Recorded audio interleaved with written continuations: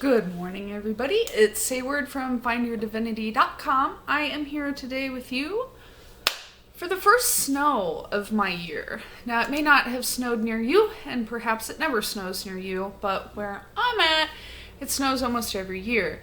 And today is the very first snow. So we may hear a little bit of background noise there, but I really wanted to sit by this window so that you guys can hopefully see a couple of these little snowflakes out there. Yeah, it's still going at it. So I thought that we could talk about the different uses for snow in witchcraft. Today's a perfect opportunity. So if it does snow where you're at, please stay tuned. If it doesn't, maybe you just stick around and see what we do with snow, okay? Just in case if you ever encounter it. So the way that you figure out what a particular item does in witchcraft, and one of the ways that you can begin to build your sense of intuitive witchcraft, i.e. being able to step away from the books and really do your own brand of magic, is by interpreting what qualities a particular item has. So in the case of snow is obviously frozen. So anything that you're looking to put a little bit of a freeze on, you could potentially use snow for it. However, I like to think about how snow appears to us when it comes down. And during the first of these snowfalls, when nothing has really touched the ground and it's just been completely left with its own perfect level, it's pristine. And so this item, especially snow, is really great in doing work that's geared towards peace, okay? If you're looking for self-healing, and this is absolutely the kind of work that we're supposed to be doing right now, okay? This is your stuff. This is your ticket, okay? Go grab some snow.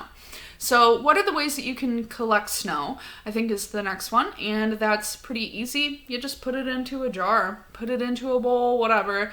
Now it can be hard to preserve snow. Understand that if you put snow on your altar in your house, it's probably gonna melt. So it's okay though, all right? You can use it in any other way. It will still actually have that freezer effect, especially if you use it in freezer spells. I like to do a lot of that kind of magic right now because it's just kind of the time of year. But if that's not what you're using it for, also, snow has this wonderful peaceful quality, so it's great in healing. If you're looking for any sort of self-healing or trying to help someone else, consider using snow or the water that results from that. So what are some of the ways that you can use this product? I think is pretty easy. And I say product because it's something that I see in a lot of magic now, which is interesting, but I digress. Anyway, some of the ways that you can use snow in your own craft is to take a bath with it. Now, it used to be when I was a kid that you could eat the snow and it was pretty safe, but I don't know if you guys have tasted snow lately or not, but it tastes weird. And for any of you who are younger and you're like, oh, I don't know what you're talking about, old lady, I mean, it tastes weird. Like, it tastes like chemicals now, and it didn't used to back when we had to walk up the hill both ways, okay?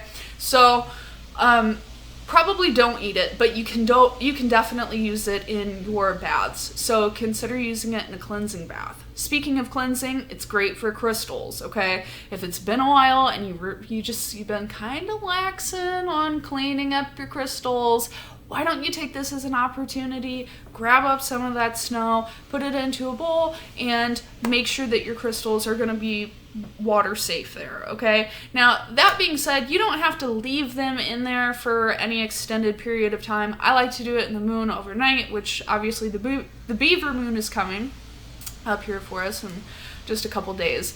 However, if you just set them in there and allow them to be in the snow for 10 or 15 minutes, that's not going to injure most crystals. If you're not sure, definitely ask someone, Google it, make sure that you're not going to damage your stuff. But anyway, everything should be pretty well fine, okay?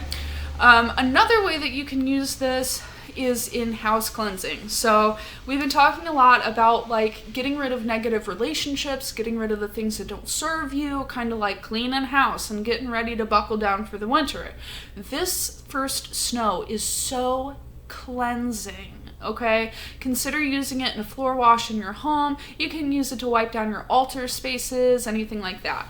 Of course, you don't want to use snow with your tarot cards, books, or journals, anything that's going to be, water soluble, okay?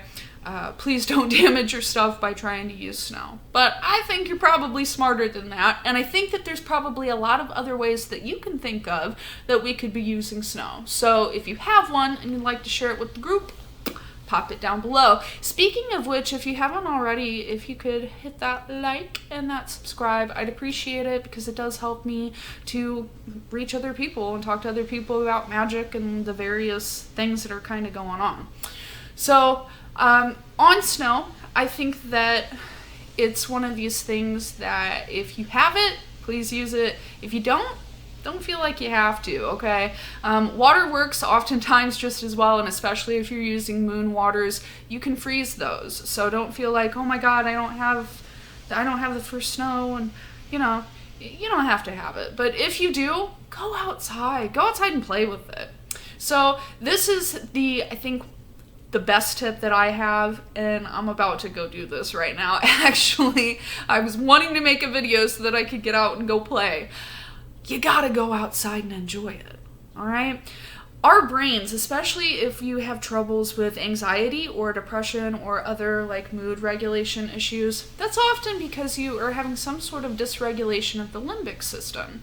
And basically what that is the thing that controls our neurological impulses and helps control our flight or fight mode. So in people with depression and anxiety, oftentimes those modes, fight or flight, can be misregulated, right? They're not acting appropriately. In anxiety, you're okay, danger, but in depression, maybe you're not even getting those signals so often. So cold helps to be able to help us.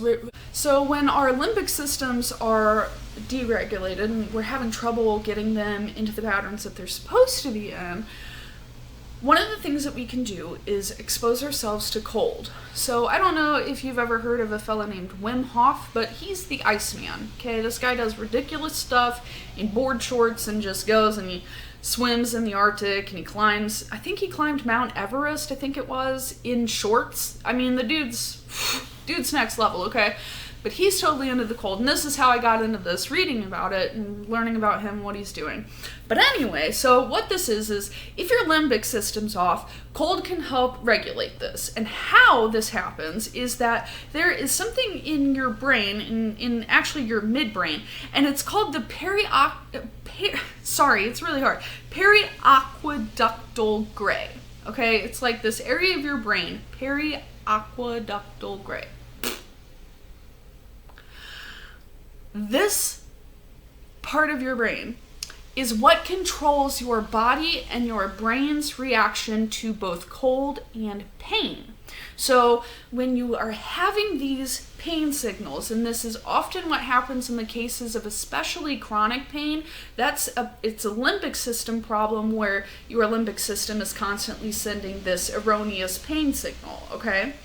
If you can activate this periaqueductal way, if you can do that, and you can get it to talk to your brain and talk to your body and start to regulate itself. Nope, we need to pull all this stuff in. We need to conserve everything that we have. We're in a cold environment, okay? It helps to release opiates and cannabinoids, which lower your experience to both cold and pain, okay? The cold literally can help your pain. And you have a mechanism in your brain that does that. And that's its whole job. So, especially if you're a person who has anxiety, especially if you're a person who has depression and you're just like, oh, I don't know. Please, if there's any day, if there's any time that you can, get out in the snow. All right, go take a walk, go find a local nature preserve, get into your backyard. Hell, I don't care. Find some snow, take a walk, begin to breathe in this peace and serenity. Take it in, man, let it in. You deserve that.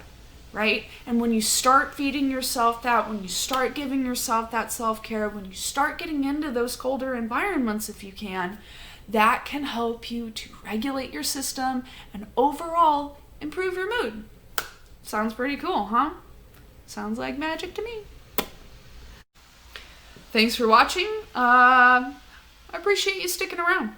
So let me know if you have any questions. Let me know if it snows near you. What do you do with snow? And if you don't have any, what's your favorite thing to use? Thank you guys so much. Find me over at findyourdivinity.com, and I will see you next time. Bye.